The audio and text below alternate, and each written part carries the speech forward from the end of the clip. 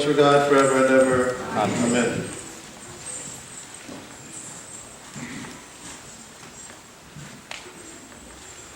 Most respected Matthew Zachin, my dear brothers and sisters,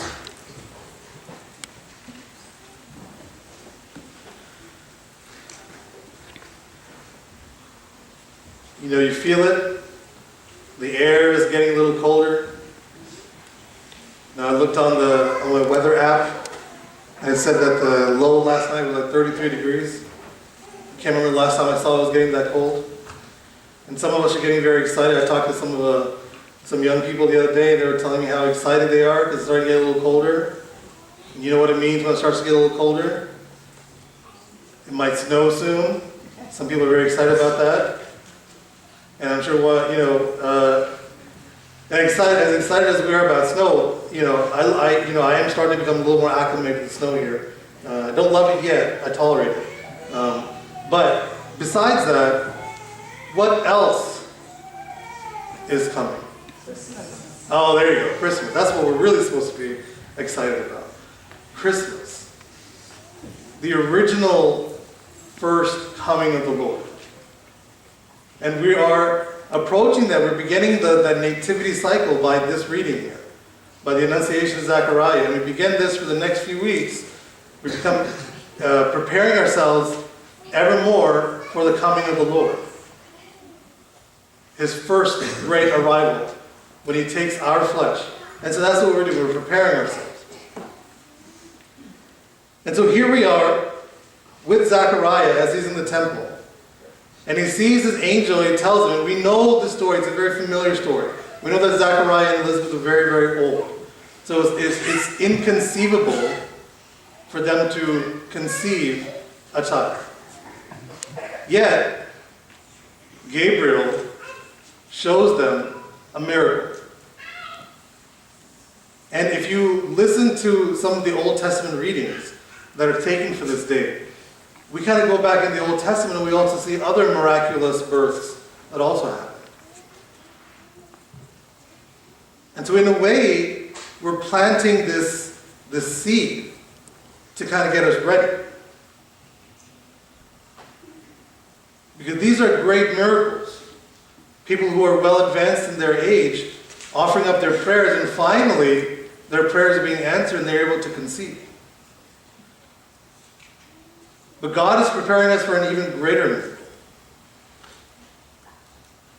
He does it so slowly that as we're approaching Nativity, as we're approaching Christmas, He's going to give us, He's preparing us for that great miracle. It's even beyond all comprehension.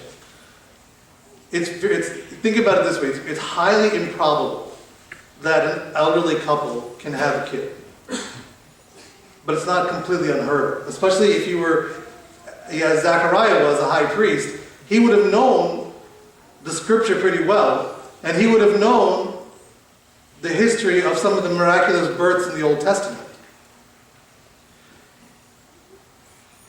So when the angel comes to him and tells him this great thing is going to happen to you, though it's highly improbable, given his age and the age of Elizabeth, it's not impossible.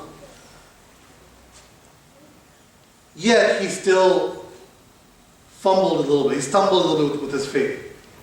And because of that, because he should have known better, his ability to talk was taken away. Because God is preparing us for an even greater miracle.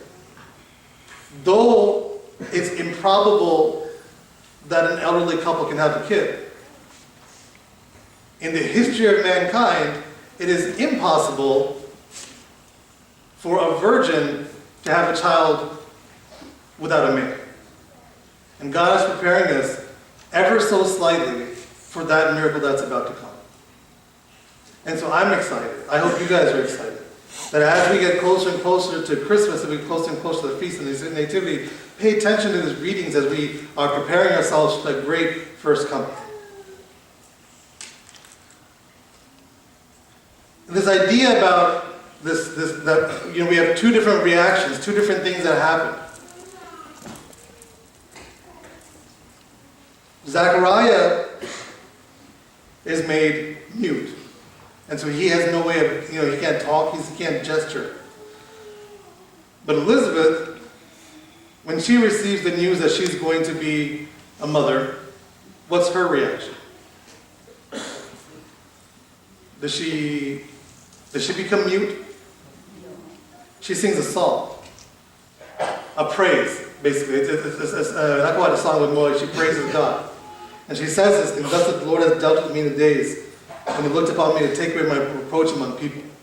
And it was basically a prayer where she cried out in this prayer. When great miracles happen to us, I always think about it this way. When I was in college, we had folks on campus who were like missionaries. They would come and they would come to campus and they try to preach the gospel and things like that. And one of the things that they'd always tell us is like, think about it this way: if you won the lottery, wouldn't you go tell everybody you won the lottery? Think about it. If you won like the Powerball, I don't know what the Powerball is lately, but if you won the Powerball, you'd be so excited that you want to go tell everybody that you saw that you won the Powerball. Now, of course, me, being Malayali, disagreed with that fact. Because if I won the Powerball, I'm not telling any of you people. All right? I'm keeping that to myself. Because what's going to happen as soon as I tell everybody that I won the Powerball? You know what's going to happen. I'm going to start getting calls from family. I don't even know where my family. People are going to come up to me. Do you remember that one time I was there that day you were born in the hospital, but you didn't know I was there, but I was there, and I'm like the 25th cousin on your father's side? And they're going to start, you know what's going to happen.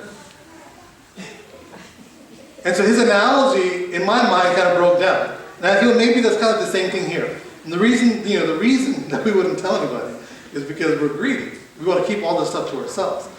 Because money is one of those things, for us, even if you won the lottery, even if you won the Powerball, it's still a finite resource. It's not like it's going to, never go away. Like you start giving it away to all these people, eventually that money's going to go away. And so maybe there's something about that with Zechariah. There was that little bit of this great big thing happened to him, and he wanted to keep it to himself. The people who came to campus were like, but the gospel, Christ, is an even bigger joy than the Powerball, than the lottery. And that's a joy, that's a fountain of grace that can never be exhausted. It is a fountain of grace that never runs dry. So of course, we should be sharing it and preaching it and spreading it as much as possible. There are two types of people that we're going to be exposed to in the next couple of weeks. And one is this idea of Zechariah who, because of his own disbelief, because of his own weakness, he was made mute. But his silence was preparing the way for whom? For John. And John is the preacher. John is considered the preacher who was out in the wilderness. That his silence, the irony here is that Zechariah's silence was a way of preparing him for the preacher who's going to come. The one who's going to be preparing the way of the Lord, as all these great descriptions were said here about John. And so it takes, we have to think of this idea about silence. Our world is very loud. Especially this past week. Our world was really loud. And a lot of times we get distracted by all the noise that we hear, whether it's the media, whether it's people around us. And that noise makes us not hear, or maybe even drowns out the sound of God. Because whether we realize it or not, God is always speaking to us. It's us who tend to tune him out. And we add other noise on there.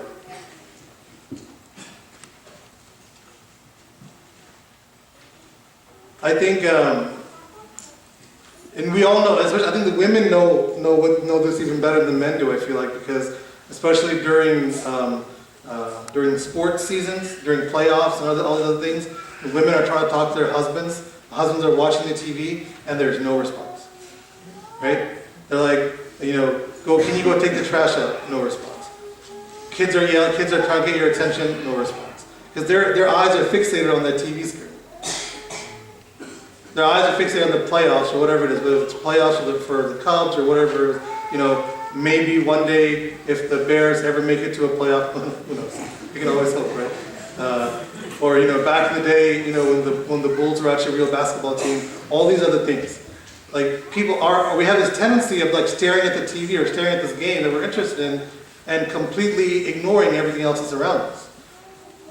And I may have just picked on the men for a little bit, but we can pick on the women for a little bit too. Because men know this experience as well. Usually when something on AsiaNet comes on, there's a serial, the ladies, when we're trying to get their attention, no response. And we're like that too.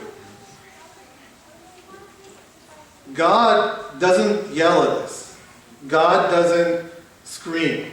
We scream. We make noise. And a lot of the church fathers talk to us about this idea about silence. There's even a word for it in Greek to talk about, that you may have heard it, hesychasm. This idea about enjoying silence.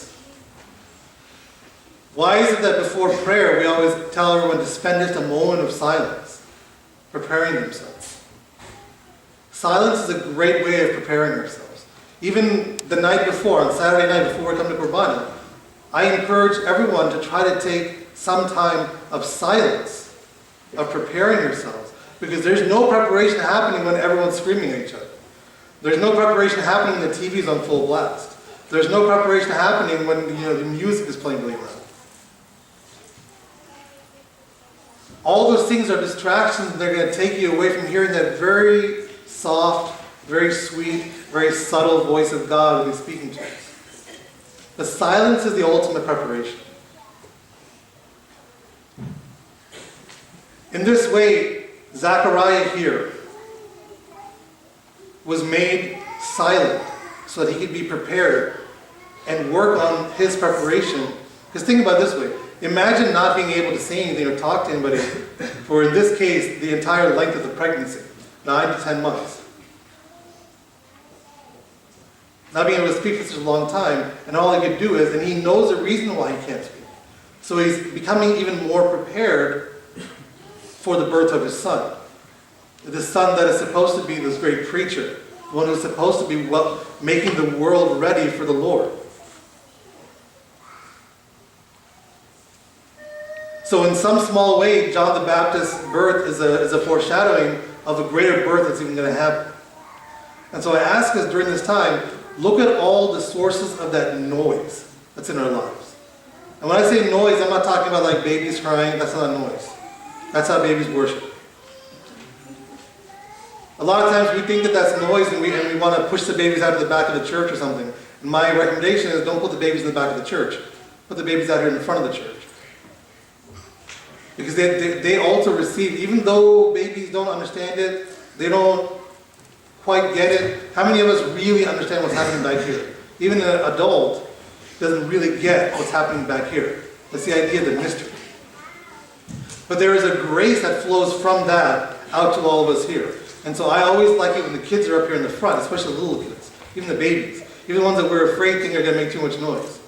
They're not making noise. That's how they worship. That's how they sing. They just haven't developed words like we've developed words. They haven't developed it yet.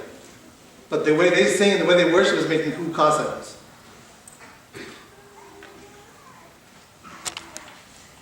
But think about the other noise that's in our lives. Especially this past week when I've heard a lot of things about like people are scared or people are upset about the election or people are fearing that other people are going to hate us or say all these bad things to us. All that is noise. Our focus for these next few weeks is to try to eliminate that noise and prepare ourselves for the birth of Christ. Because when Christ comes, it's going to be that great miracle that's going to put us all at ease. So silence, even though was seen almost like a punitive thing for Zechariah, let's look at it as a way of preparation. Practice silence. Practice turning off those phones. Practice some sort of, even we talked about like, Lent is coming up, right? You guys know December, no big secret here. December 1st, Advent, Lent is starting. So in some way, practice not only fasting from food, but even try like an electronic fasting. Fasting from, even if it's just one day a week, or a couple of days a week, practice fasting from messages, from Facebook, from all those other things, from GroupMe, from Snapchat, from all these things that cause us noise in our lives and that make us not be able to hear when God is really speaking to us. Let us practice in silence in our lives by eliminating all these unnecessary noises and really focusing on God speaking to us. And the same way as Zechariah is being prepared for the birth of John, who's preparing ourselves for the birth of Christ, may we also be prepared for the birth of Christ. All praise and thanksgiving to the Blessed Trinity, the Father, the Son, and the Holy Spirit, now and always, and forever and ever. Amen. Amen.